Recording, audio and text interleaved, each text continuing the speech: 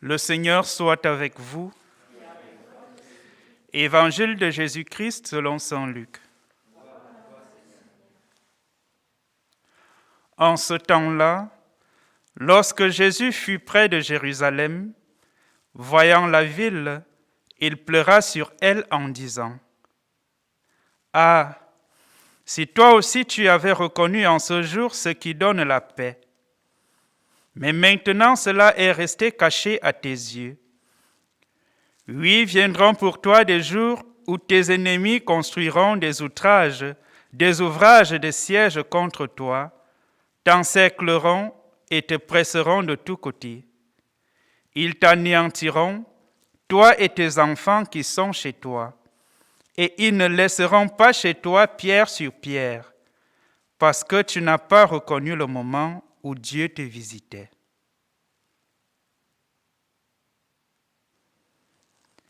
Acclamons la parole de Dieu.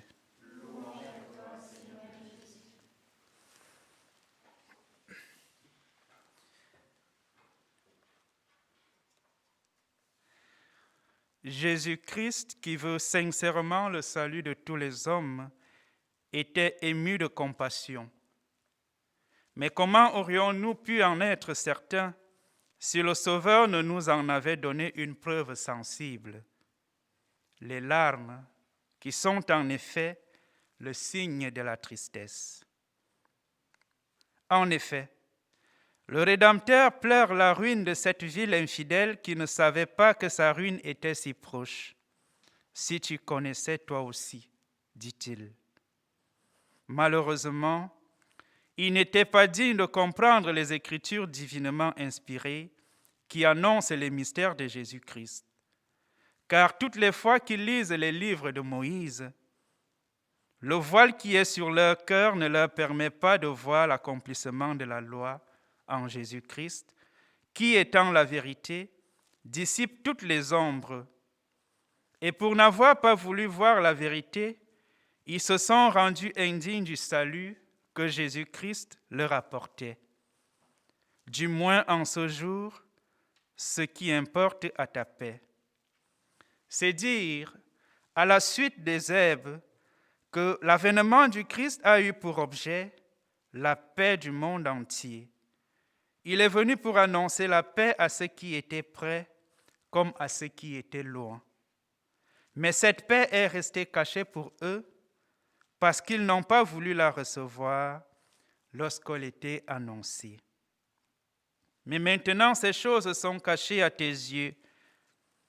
Il lui prédit donc dans les termes les plus clairs le siège de la menace. Viendront des jours sur toi. Il veut parler des généraux qui commandaient les armées romaines, car il décrit ici la ruine de Jérusalem qui eut lieu sous Vespasien et sous Tite. Et quelle a été la cause de cette entière destruction ? Eh bien, parce que tu n'as pas connu le temps où tu as été visité, c'est-à-dire le temps de l'avènement du Christ, car je suis venu pour te visiter et te sauver. Si tu m'avais connu et si tu avais voulu croire en moi, tu serais resté en paix avec les Romains, préservé de tout danger, comme l'ont été tous ceux qui ont embrassé la foi en Jésus-Christ.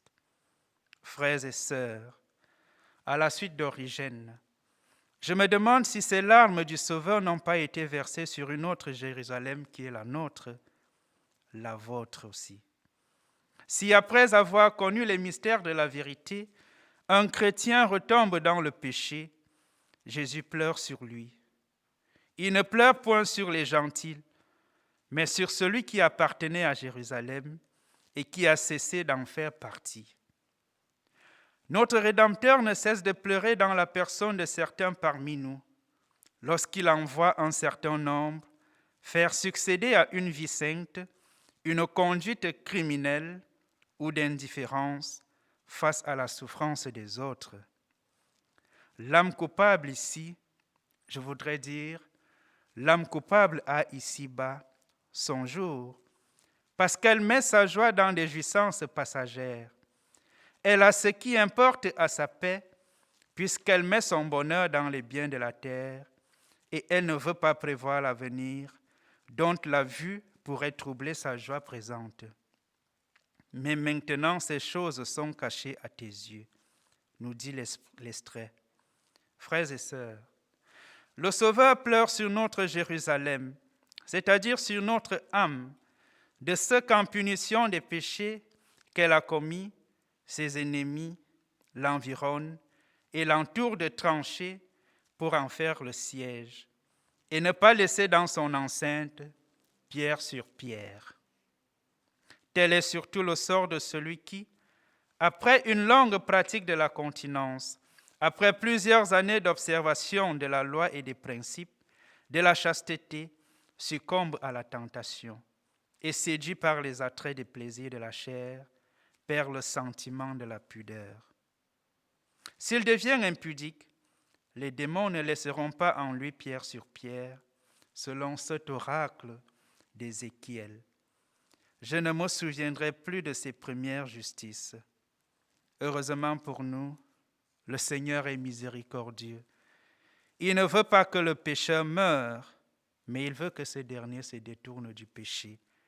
C'est pourquoi le Christ a institué les sacrements, notamment le sacrement de la réconciliation. Que faisons-nous de ce sacrement? Est-ce que nous avons encore conscience que c'est une opportunité pour nous de revenir à Dieu, de nous réconcilier avec Dieu, avec les autres et avec nous-mêmes?